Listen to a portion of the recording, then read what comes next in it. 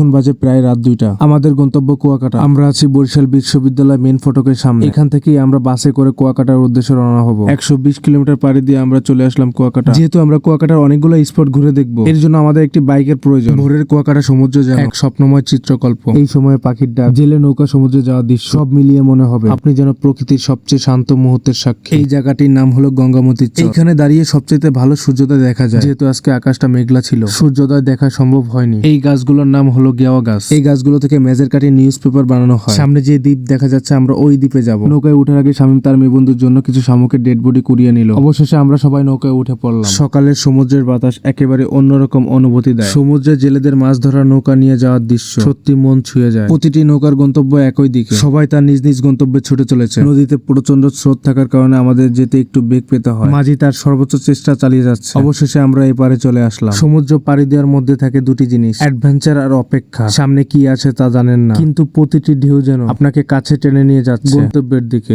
নদী পার হতে আমাদের 3 জনের 50 টাকা নিল। যে চরটি দেখা যাচ্ছে এই চরটির নাম হলো কাওয়ার চর। যদিও এই চরে কোনো কাওয়ার অস্তিত্ব নাই। এই চরের একটু সামনে রয়েছে লাল কাঁকড়া চর। এই চরে আমরা লাল কাঁকড়ার কোনো অস্তিত্ব খুঁজে পেলাম না। অনেক হতাশা নিয়ে এই চর থেকে আমরা বেরিয়ে পড়লাম। এখান থেকে আমাদের গন্তব্য রাখাইনপল্লীতে, যেটাকে আরেক নামে মিশ্রিপাড়া বলে। রাখাইনপল্লীতে যাওয়ার আগে এই রাস্তাটির সৌন্দর্য দেখার মতো ছিল। রাখাইনপল্লীগুলোর রাস্তা ও পরিবেশ তাদের সংস্কৃতির প্রতিফলন। এটা হলো মিশ্রিপাড়া রাখাইন তাঁতপল্লী। এই মিশ্রিপাড়া রাখাইনপল্লীতে প্রায় 20টি ছোট দোকান রয়েছে, যা রাখাইন নারী দ্বারা পরিচালিত। এই দোকানগুলোতে তাঁতের তৈরি বিভিন্ন হস্তশিল্প সামগ্রী বিক্রি করা হয়। মিশ্রিপাড়া রাখাইন তাঁতপল্লী একটি শান্তিপূর্ণ পরিবেশে রাখাইন জনগণের জীবনযাত্রা, সংস্কৃতি ও ঐতিহ্য সম্পর্কে জানতে আগ্রহী পর্যটকদের জন্য একটি আদর্শ গন্তব্য। এখানে আসলে আপনি প্রাকৃতিক সৌন্দর্য, ধর্মীয় স্থাপনা এবং ঐতিহ্যবাহী হস্তশিল্পের সঙ্গে পরিচিত হতে পারবেন। এখানে আসলে শুধু ভ্রমণ নয়, সংস্কৃতি, শিল্প ও শান্তির সঙ্গে সম্পর্ক গড়ে ওঠে। সব মিলিয়ে এটি এক অনন্য অভিজ্ঞতা, যা মনে গভীর ছাপ ফেলে।